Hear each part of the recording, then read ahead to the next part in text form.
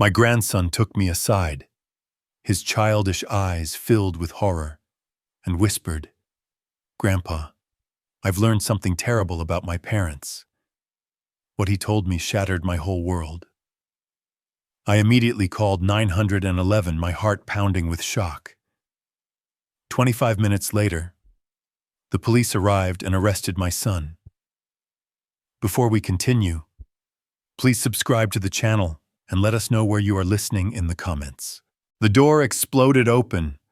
Austin burst through without knocking, his expensive suit wrinkled from aggressive movement. Papers clutched in his white-knuckled fist. The heavy oak door crashed against the wall with a bang that rattled the windows overlooking Boston Harbor. I looked up from my quarterly reports, reading glasses sliding down my nose as I took in my son's flushed face. "Dad, enough!" Austin slammed a stack of legal documents onto my mahogany desk, papers scattered across the surface, covering the financial projections I'd been reviewing. "You're too old for this, and you can't handle it anymore." I removed my glasses slowly, setting them down with deliberate care. 35 years of difficult negotiations had taught me the value of measured movements. Though none of those deals had ever involved my own son standing before me like an adversary. What exactly can't I handle? Austin. My voice remained steady despite the storm brewing in my chest. He began pacing behind the chair across from my desk, his hands clenched into fists. "The company needs fresh leadership, modern thinking. You're stuck in the past while competitors are racing ahead with digital innovation and aggressive expansion. Fresh leadership." The words stung more than they should have. I stood up slowly, my full height still impressive despite my 70 years. "And you believe you're ready to provide that leadership I know I am." Austin stopped pacing and leaned forward, pressing his palms against my desk. The family photo of him graduating college trembled under the pressure. "I've been ready for years. You just refuse to see it because you can't let go." The late afternoon sunlight streaming through my office blinds cast harsh shadows across his face, making him look older, harder. When had my ambitious son become this demanding stranger? Ready, I kept my voice level, though anger was building like pressure behind a dam. "Yesterday, you wanted to take out massive loans for untested technology. Last month, you suggested firing half our workforce to boost short-term profits. That's not leadership, Austin. That's recklessness." His jaw tightened. "That's called adapting to survive. While you're protecting every employee like they're family members, our competitors are streamlining operations and maximizing returns. We could triple our revenue in 2 years if you'd just step aside." I walked around the desk until I stood directly in front of him and destroy everything I've built in the process. "Everything we've built," he corrected, his voice rising. "I've worked here for 18 years. I know this business inside and out. The only thing holding Ingram Enterprises back is your stubborn refusal to embrace change." The accusation hung in the air between us like smoke. I studied my son's face, searching for traces of the eager teenager who used to organize my tools in the garage, asking endless questions about every component and process. That boy had admired my work ethic and business philosophy. This man saw them as obstacles. "I'm not ready to retire, Austin. The company still needs a leader who understands the 21st century." Austin's fist crashed down on my desk, making the brass nameplate jump. "I'm not asking permission anymore, Dad. I'm telling you how this is going to work." The office fell silent, except for the distant hum of traffic 20 floors below. I felt something shift in my chest, a cold recognition of what this confrontation really meant. This wasn't a discussion about business strategy or succession planning. This was a declaration of war. Is that a threat? Austin straightened his tie and smoothed his jacket, composing himself with visible effort. It's a reality check.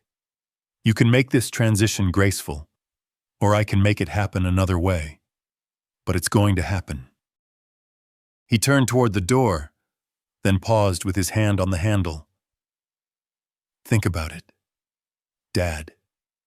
Think about what's best for everyone. The door slammed behind him with enough force to rattle the window frames. I stood alone in my office, staring at the scattered legal documents that had started this confrontation. My hands weren't quite steady as I reached for my car keys. The 25-minute drive through Boston's quiet suburbs gave me too much time to replay Austin's words. You're too old for this. I'm not asking permission anymore. By the time I pulled into my driveway in Brookline, those phrases had worn grooves in my mind like a broken record. I hung my coat in the front closet with mechanical precision, my movements careful and controlled. The house felt unusually quiet after the office confrontation.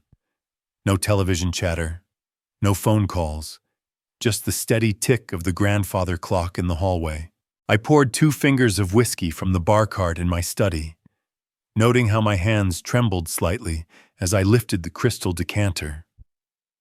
Settling into my leather armchair, I found myself surrounded by decades of family memories, wedding photos, vacation snapshots, Austin's high school graduation picture where he wore that proud smile, the same smile I'd seen when he organized my tools as a teenager, eager to learn every aspect of the business. When did everything change? My gaze drifted to the old company photos arranged on the bookshelf. There we were in 1995, me standing in front of our tiny rented office space, Austin beside me with grease on his hands from helping move equipment.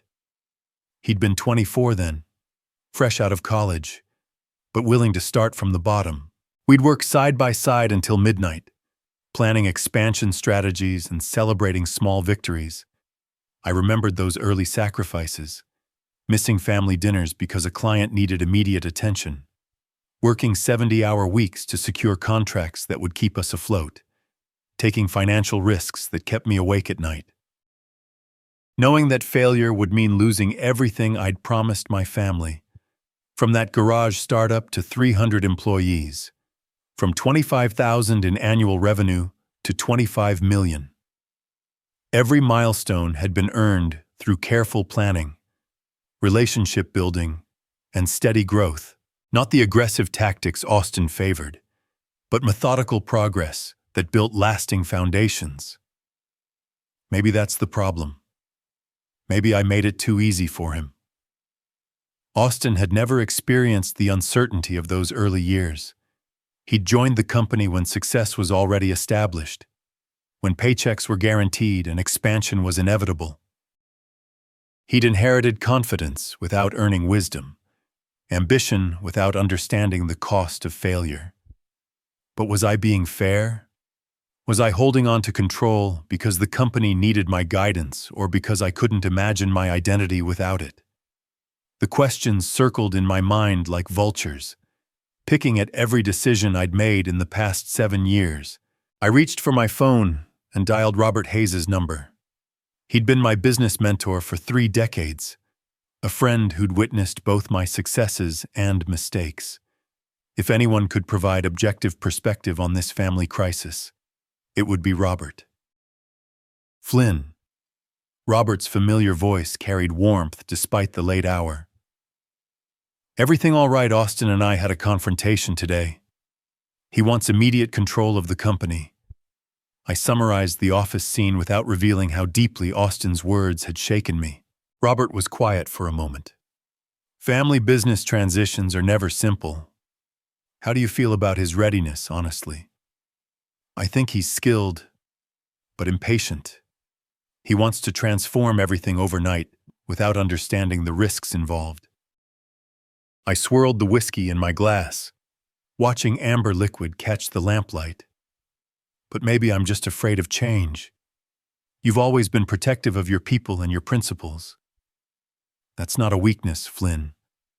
but Austin's generation approaches business differently. The question is whether his methods can preserve what you've built while adapting to modern challenges.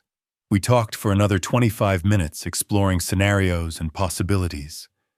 Robert shared stories of other family businesses he'd observed, some successful transitions and others that had ended in permanent damage. By the end of our conversation, I felt validated in my concerns, but no closer to a solution. After hanging up, I finished my whiskey and checked my watch. 9 o'clock. Tomorrow would bring new challenges, and I needed rest before facing whatever Austin had planned next. I felt determined, but wary as I headed upstairs, like a general preparing for a battle he'd hoped to avoid. I arrived at the office early the next morning, needing time to restore order before the business day began. By 8:30, I'd reorganized my desk and cleared away the scattered papers from yesterday's confrontation. The morning sunlight slanted through my windows at a different angle, softer and more hopeful than the harsh afternoon glare that had illuminated Austin's angry face. A gentle knock interrupted my email review. Austin entered carrying a silver service tray with 2 coffee cups and a plate of pastries from the bakery near his house. His posture was subdued, apologetic, a stark contrast to yesterday's aggressive stance. "Dad, I brought coffee." He set the tray carefully on my desk, avoiding eye contact. "I wanted to apologize for yesterday. I was out of line." The aroma of fresh coffee filled the office as Austin arranged the cups with deliberate care. His movements were measured, controlled, as if he'd rehearsed this entire approach. I watched him closely, analyzing every gesture for signs of genuine remorse or calculated manipulation. "I spent last night thinking about what you said," Austin continued, finally meeting my gaze. "You're right about patience and wisdom. I've been so focused on growth opportunities that I forgot to appreciate what you've already built." He sat down across from my desk instead of looming over it, his body language respectful rather than demanding. "I remembered something from when I was 16, organizing your tools in the garage. You told me that real success comes from understanding every component before trying to improve the machine. Did I say that the specific memory felt familiar, though wrapped in the haze of countless father-son conversations over the years? Austin's reference to our shared past touched something deep in my chest. The parental pride that had driven my sacrifices for 3 decades. I accepted the coffee cup he offered, noting its perfect temperature and rich blend. My preferred roast from the shop Austin had discovered during his college years. "You've given this considerable thought, more than I should have needed to." Austin sipped his coffee, his demeanor calm and reflective. "I want to earn your trust, not demand it. If you're willing to work with me on a gradual transition plan, I promise to prove I can honor what Ingram Enterprises represents." We spent the next hour discussing specific projects and responsibilities. Austin asked thoughtful questions about client relationships and manufacturing processes, showing genuine interest in details he'd previously dismissed as outdated methodology. He nodded enthusiastically when I outlined my vision for sustainable growth over the next 3 to 4 years. "I understand now that patience isn't the same as stagnation," Austin said, reviewing notes he'd taken during our conversation. "Your approach builds lasting foundations instead of temporary profits." The coffee tasted rich and warming, carrying hints of chocolate and caramel that reminded me of successful morning meetings from years past. Austin agreed with every suggestion I made, acknowledging the wisdom in gradual expansion and employee loyalty programs. His transformation seemed almost too perfect, but I wanted desperately to believe it was real. "There's a project with Hayes Industries that would be perfect for you to lead," I said, feeling cautiously optimistic about our relationship's future. "It involves the kind of innovative thinking you've always championed, but within established frameworks that protect our core values." Austin's eyes lit up with what appeared to be genuine excitement. I'd be honored to take that on. Thank you for trusting me with something so important. As our meeting concluded, Austin gathered the empty coffee cups and pastry plate, promising to earn the company rather than inherit it. His humility seemed authentic, and for the first time in months, I felt hope that we could bridge the gap between his ambition and my experience.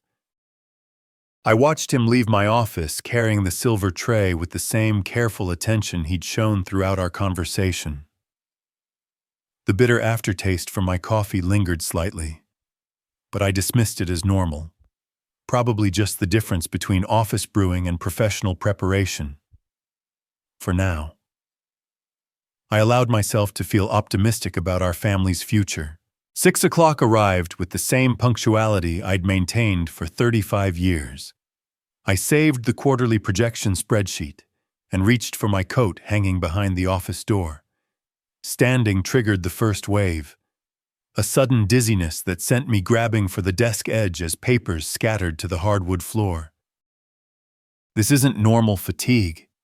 The room tilted slightly, like stepping off a carousel too quickly. I pressed my palm against the cool wood surface, waiting for equilibrium to return. The air conditioning's steady hum seemed amplified, competing with an unexpected ringing in my ears. Nausea followed the dizziness rolling through my stomach in slow, persistent waves. I loosened my tie and unbuttoned my collar, suddenly desperate for air. Despite the office's comfortable temperature, my hands trembled as I reached for the water bottle beside my computer monitor. What's happening to me? I attempted standing again, but my legs felt disconnected from my intentions. The familiar view of Boston Harbor through my windows wavered like heat mirages, and a metallic taste coated my tongue. This wasn't stress or overwork. Something was genuinely wrong. The intercom button required 2 attempts before my shake. I could think clearly enough to give the taxi driver my address and handle the payment with steady hands. As we pulled away from Ingram Enterprises' parking garage, I studied the familiar downtown Boston skyline through the rear window. 35 years of building that company, and now my own body was betraying me at the moment when everything should have been falling into place with Austin's newfound maturity.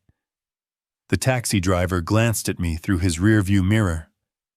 "You all right back there, sir?" "Fine. Thank you." I gripped the door handle for stability as we turned onto the highway toward Brookline. The late afternoon sunlight felt too bright, forcing me to close my eyes and lean back against the headrest. Tomorrow will be better. It has to be. The taxi driver helped me navigate the front steps to my house, accepting an extra 20 for his patience. Inside, the familiar comfort of my own space provided immediate psychological relief, even if my body continued its rebellion against whatever was affecting me. I made myself light dinner, chicken soup from a can, and saltine crackers, the kind of meal reserved for actual illness. Sitting in my living room chair, I felt marginally better. The nausea had subsided to occasional waves rather than constant churning, and my hands had stopped their persistent trembling. Early bedtime. We'll solve this. Tomorrow, I'll be back to normal. By 10:30, I was under the covers in my familiar bedroom, expecting the restorative sleep that had always served me well. The digital clock's red numbers provided the only light as I settled into my usual position. 11:45 brought me awake with renewed vengeance. The nausea returned with compound interest, accompanied by a pounding headache that felt like construction work inside my skull. I stumbled to the bathroom for water and aspirin, gripping the doorframe for support. 1:20 brought the second awakening. The headache had intensified, and now cold sweats joined the symphony of symptoms. I sat on the bathroom floor, pressing my cheek against the cool tile wall, waiting for another wave to pass. 3:15 delivered the worst episode yet. dry heaving over the toilet bowl while my head felt like it might split apart. Every position was uncomfortable. Every movement brought fresh misery. I found myself sitting on the bed's edge, staring at the clock and counting minutes between symptoms. This isn't normal. This isn't aging or stress or overwork. I retrieved my home blood pressure monitor from the nightstand drawer. The reading showed elevated numbers. Not dangerous, but higher than my usual baseline. My temperature registered slightly above normal, though not quite fever territory. 4:30 found me making mental lists for the doctor I'd avoided for 2 years. Symptom onset late afternoon. Duration ongoing. Severity moderate to severe. Possible causes: food poisoning, viral infection, stress reaction, medication interaction, aging-related episode. I avoided internet research, knowing the rabbit hole of self-diagnosis that awaited. Instead, I focused on observable facts, the timeline, the specific sensations, the gradual progression from minor discomfort to significant illness. Dawn arrived at 6 o'clock with modest improvement. The headache had dulled to manageable levels, and my stomach felt stable enough for movement. I showered with careful deliberation, letting hot water wash away the night's misery. Fresh clothes felt like armor against continued illness. Toast and weak tea constituted breakfast, bland fuel for whatever challenges the day might bring. I'd make a doctor's appointment if symptoms persisted, but first, I needed to handle whatever business emergencies might have accumulated overnight. The drive to Ingram Enterprises required extra concentration. I gripped the steering wheel firmly, taking corners with unusual caution. Austin's red sedan was already in the parking lot when I arrived, which struck me as either coincidental or concerningly thoughtful. By 9:30, I'd managed to review 3 urgent emails and signed 2 contracts, despite the lingering fog in my head. The previous night's ordeal had left me functioning at perhaps 70% capacity, but functioning nonetheless. I massaged my temples, trying to clear the persistent haze when Austin's gentle knock interrupted my concentration. "Morning, Dad." He entered, carrying an elaborate coffee service. Not just cups, but a thermal carafe, assorted pastries, and what appeared to be vitamin supplements arranged on a silver tray. "You look a bit pale. Everything okay?" The coffee's rich aroma hit my stomach like a physical blow. My body recoiled with surprising intensity, as if recognizing some threat my conscious mind couldn't identify. "Not today, son. Still feeling under the weather."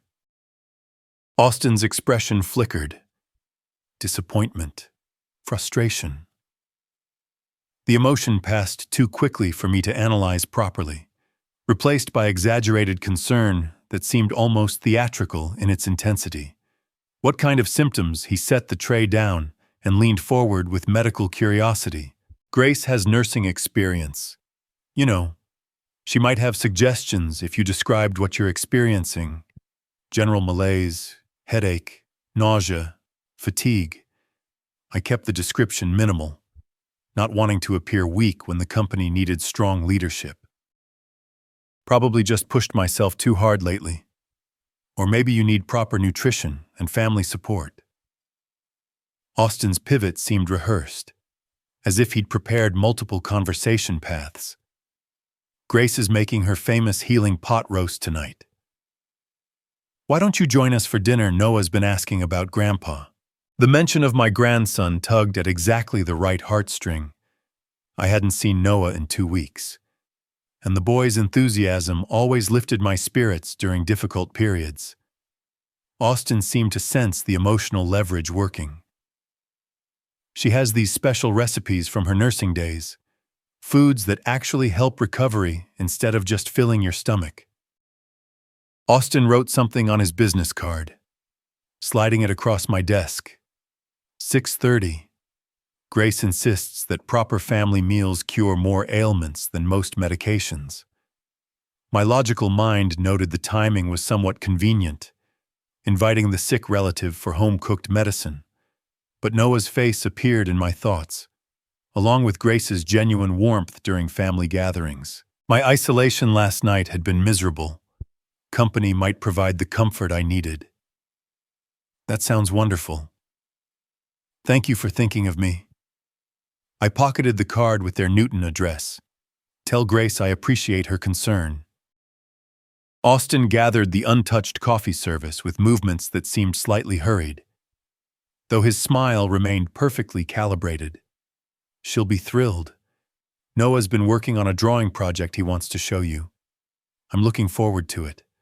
Despite my continued physical discomfort, the prospect of family time provided genuine emotional relief. 6:30 sharp. After Austin left, I remained at my desk holding his handwritten invitation. The gesture felt simultaneously generous and oddly convenient. My son had never shown particular interest in my health before. Yet here he was providing medical consultation and therapeutic dinner invitations within 24 hours of my sudden illness. Gratitude and suspicion make uncomfortable bedfellows. I tucked the card into my jacket pocket, already anticipating Noah's excitement and Grace's nurturing attention to my recovery. The 40-minute drive through Boston's suburbs to Newton helped clear my head, despite the lingering fatigue from yesterday's mysterious illness. Austin's contemporary home sat on a quiet street lined with mature oak trees, its well-maintained exterior reflecting the prosperity Ingram Enterprises had provided our family. Noah burst through the front door before I could ring the bell, his 12-year-old energy a stark contrast to my careful movements up the walkway. Grandpa. He wrapped his arms around my waist with the fierce affection that made every sacrifice worthwhile. There's my favorite grandson. I ruffled his sandy hair, feeling genuine joy for the first time in 3 days. What have you been up to? The aroma of roasting meat and herbs drifted from the kitchen, where Grace and Austin were preparing what promised to be an elaborate dinner. Through the open floor plan, I could see them working in synchronized efficiency, Grace stirring something on the stove while Austin arranged place settings with unusual precision. Come see my new game, Grandpa. Noah tugged me toward the living room couch, his excitement infectious despite my physical weariness. It's about building cities and managing resources. We settled onto the comfortable sectional, Noah explaining the game's complex rules with the patience of someone who'd clearly been looking forward to this demonstration. His enthusiasm temporarily pushed aside my concerns about the lingering weakness in my hands and the occasional wave of nausea that still visited without warning.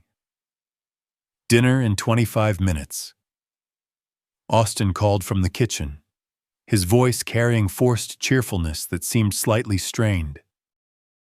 Grace is making her famous healing pot roast specifically for Dad's recovery. Noah's excitement faltered slightly. He glanced toward the kitchen, then back at the game controller in his hands. Something in his expression shifted, a nervousness I hadn't noticed before, as if the mention of dinner had triggered an uncomfortable memory. Everything okay, buddy? I studied his face, noting how he'd started fidgeting with the controller's buttons without actually playing. Grace appeared in the doorway, wiping her hands on a kitchen towel. How are you feeling? Flynn. Any improvement since yesterday? Her concern appeared genuine, though something in her eyes seemed to be evaluating my response rather than simply caring about my welfare. Better. Thank you. This family time is exactly what I needed. I smiled at her, though Noah's continued nervous fidgeting was beginning to concern me more than my own physical discomfort. Grandpa, Noah said suddenly, his voice dropping to a whisper.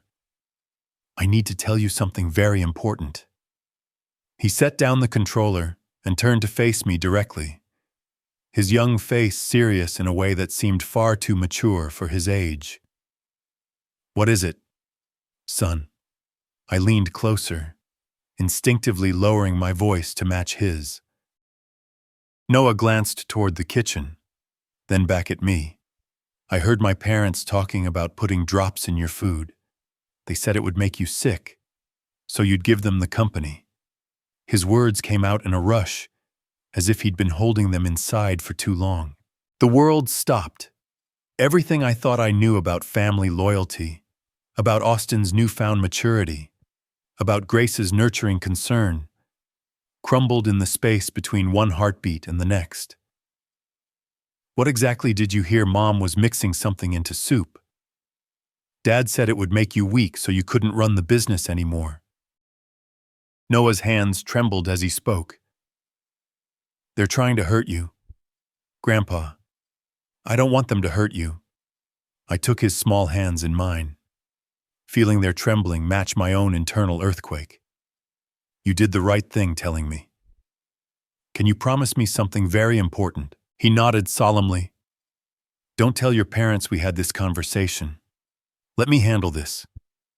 Okay, you're safe, and I'm going to make sure we're both protected." I squeezed his hands gently. "I need to use the bathroom for a minute." The guest bathroom provided the privacy I desperately needed to process what Noah had revealed. I locked the door with deliberate quiet, my hands no longer trembling from illness, but from controlled rage. My son, my own blood, was attempting to murder me for a company I'd built to secure his future. I pulled out my cell phone, checking the signal strength before dialing 911. Every sound from the kitchen felt amplified. Grace's humming, Austin's cabinet doors opening and closing, the ordinary sounds of a family preparing dinner that now carried sinister undertones. 911! "What's your emergency? My son is trying to poison me." The words felt surreal leaving my mouth, but Noah's frightened confession left no room for doubt. "I'm at his house right now, 1247 Oak Street in Newton. Sir, are you in immediate danger? They're preparing dinner." My grandson overheard them discussing putting something in my food. I kept my voice low but clear, one ear listening for footsteps approaching the bathroom door. "They've been doing this for 3 days. I need officers here immediately. We're dispatching units to your location. Can you avoid eating anything they offer you? Yes, I can delay, but please hurry. There's a child here, my 12-year-old grandson. He's the one who warned me." The dispatcher's professional questions helped me organize the crucial details: exact address, number of people in the house, whether weapons were present. Units are en route. Estimated arrival in 10 minutes. Sir, remain calm and avoid any confrontation. Do not let them know you've called police. I flushed the toilet and ran water in the sink, maintaining the illusion of normal bathroom usage, while my mind raced through the implications. Austin's aggressive demand for control, Grace's medical knowledge, the convenient timing of yesterday's illness after their morning coffee ritual. Every piece now fitted into a horrifying pattern. Checking my appearance in the mirror, I forced my expression into neutral territory. In 10 minutes, my family would be destroyed, but Noah would be safe. That had to be enough. I opened the door and stepped back into the hallway just as Austin called from the dining room. Dad, come join us. Grace has everything ready, and it smells incredible. The man calling me to dinner was the same one who'd organized my tools as a teenager, who'd asked endless questions about business strategy, who'd hugged me at his wedding and cried when Noah was born. Now he was calculating the dosage needed to kill his own father. I walked toward the dining room with steady steps, preparing for the performance of my lifetime. Austin had transformed their dining room into an elaborate dinner theater, complete with cloth napkins and the good china Grace usually reserved for holidays. Steam rose from serving bowls arranged around a centerpiece of fresh flowers, creating an atmosphere of celebration that made my stomach churn, for reasons having nothing to do with lingering illness. "The guest of honor takes the head of the table," Austin announced with theatrical flourish, guiding me to the chair facing the kitchen. Grace ladled soup into my bowl with particular attention, her movements precise and deliberate, as she added what appeared to be extra herbs from a small container beside the stove. "I've included special healing spices just for you," Grace explained, her nursing background lending authority to her words. "These particular herbs are excellent for digestive issues and general weakness." Noah took his seat across from me, our eyes meeting briefly before he looked down at his own bowl.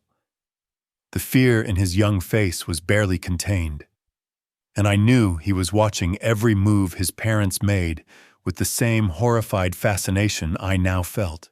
"To family healing and new beginnings." Austin raised his water glass in toast, waiting for everyone else to follow suit. "May this meal restore Dad's strength and bring us closer together." The irony was suffocating. I lifted my glass, but avoided drinking, noting how Austin's eyes tracked my every movement. When Grace placed the soup bowl directly in front of me, the aromatic steam carried an undertone I couldn't identify, something bitter beneath the familiar scents of beef and vegetables. "I'm not very hungry tonight," I said politely, pushing the bowl slightly away from me, still feeling a bit off from yesterday.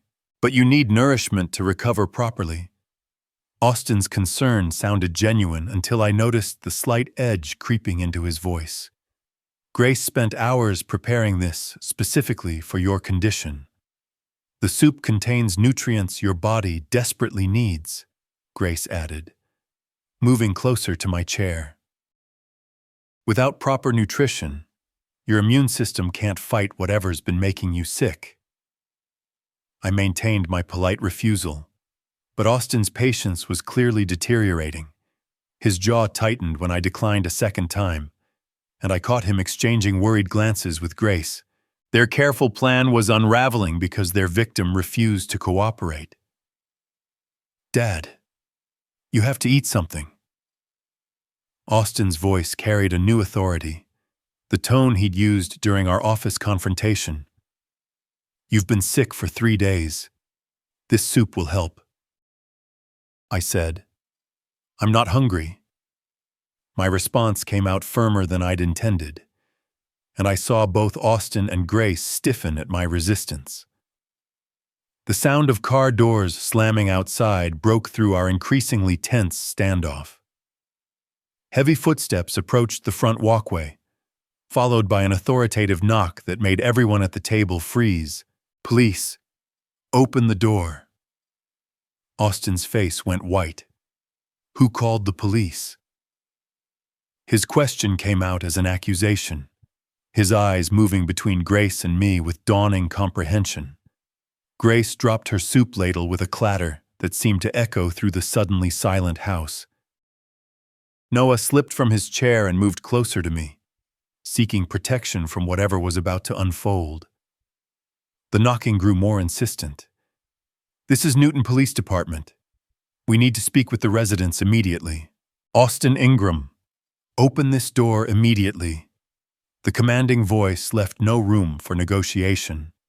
Austin stumbled toward the front entrance, his face draining of color as Grace dropped her serving spoon with a clatter that echoed through our suddenly silent dining room. 3 officers entered with professional efficiency, their badges gleaming under our chandelier's warm light. The lead detective surveyed our dinner scene with trained eyes, taking in the formal table setting, the steaming bowls, and our frozen tableau of guilty parties and protected victim. "Sir, we received a report of attempted poisoning at this address." Detective Martinez addressed me directly, while his colleagues moved to strategic positions around the room. "Are you Flynn Ingram?" "I am." Relief flooded through me as I stood slowly, keeping one protective hand on Noah's shoulder. "Thank you for responding so quickly." Austin's protests began immediately. "This is ridiculous. What poisoning? We're having a family dinner." His voice cracked with desperation as the detective photographed our table setting before anyone could disturb the evidence. "Everyone step away from the dinner table, please." Detective Martinez's partner began collecting samples from each bowl, paying particular attention to mine. "We'll need to test these contents immediately." Grace stood frozen beside the stove, watching in horror as a crime scene technician opened her special herb container and documented its contents with methodical precision. "I don't understand what's happening," she whispered, though her trembling hands suggested otherwise. "Ma'am, you have the right to remain silent." Detective Martinez approached Austin with handcuffs ready.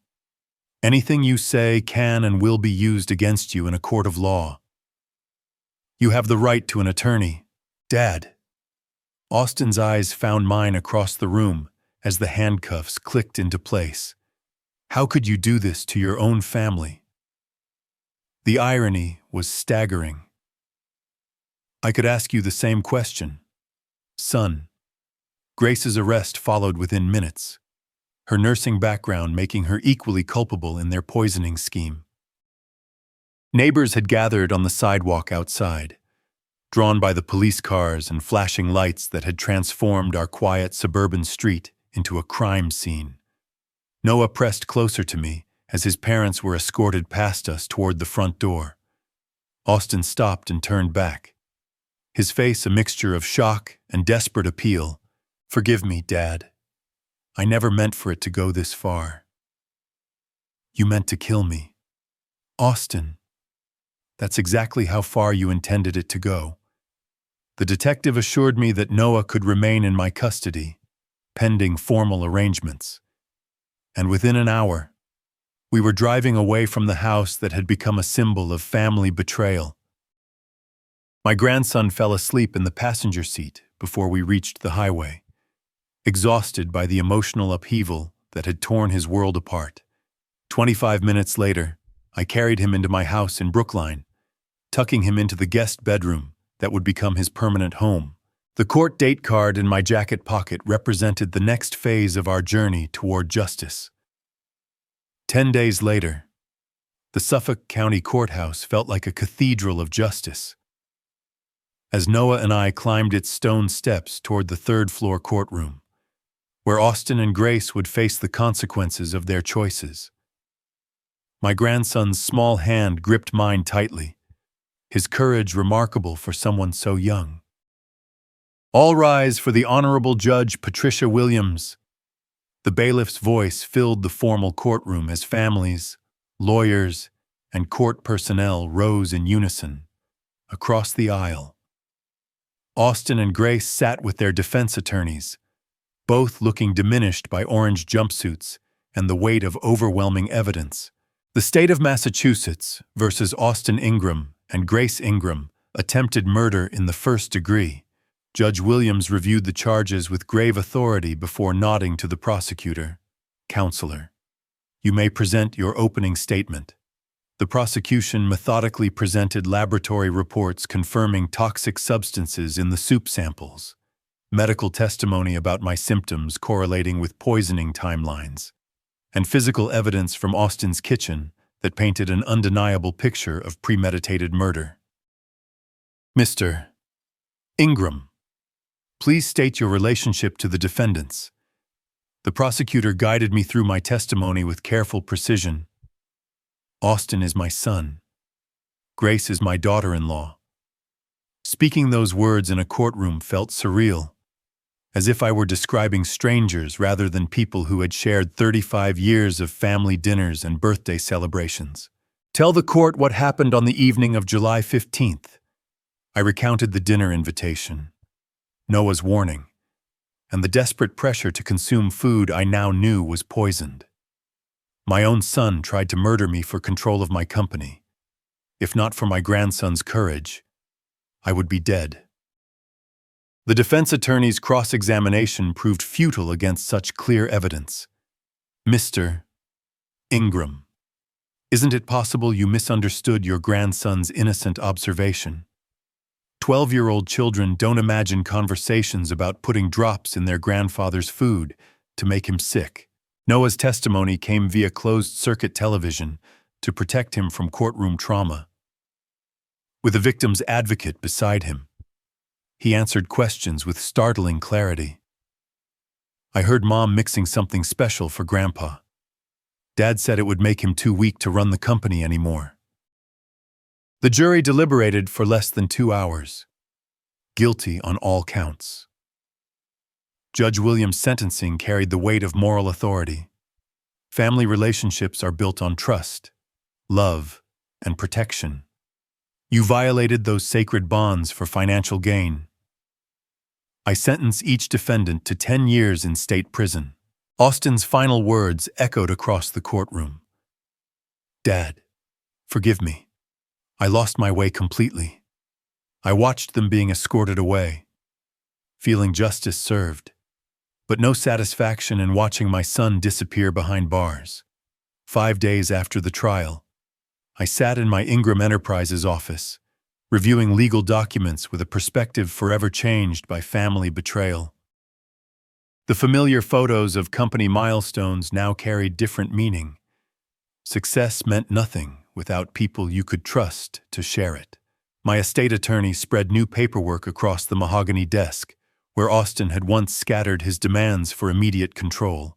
These revisions ensure Noah inherits the company at 25, with professional management until then. Remove Austin's name from all corporate documents. The decision felt both necessary and heartbreaking. Establish educational funds for Noah's business training, but no pressure to join the company unless he chooses. At 4 o'clock, I drove to Harbor Park, overlooking Boston Harbor, where Noah and I had developed our evening routine of watching sunsets and discussing his adjustment to living with his grandfather.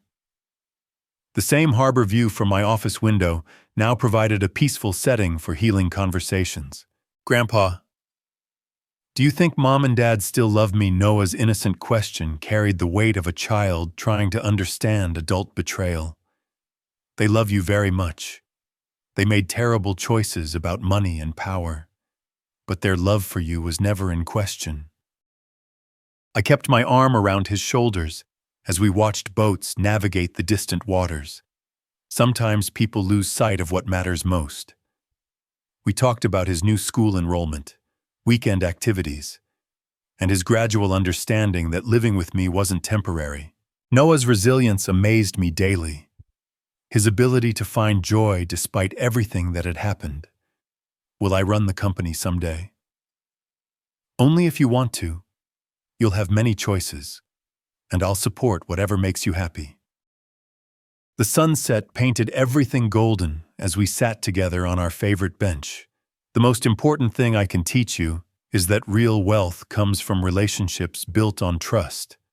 Walking back to our car, hand in hand, I felt lighter than I had in years. Justice had been served. Family bonds had been tested and strengthened where they mattered most. And the future stretched ahead, filled with possibilities I'd never imagined. Noah's laughter at my suggestion of ice cream for dinner reminded me that some family traditions were worth preserving, while others needed to be created fresh. We had work to do, healing to continue, and a new kind of family legacy to build together. As the sun dipped below the horizon, casting a warm glow over Boston Harbor, I realized that true strength comes from forgiveness and forward steps. Noah and I walked home, our hearts lighter, ready to embrace tomorrow. If you enjoyed this tale of betrayal and redemption, give it a thumbs up. Subscribe to stay updated with more gripping stories. Share your thoughts in the comments below. What would you do in Flynn's shoes? Drop your questions, and let's discuss. Your interactions mean the world to us. For the next thrilling episode, click that box on the left. Thank you for joining us today.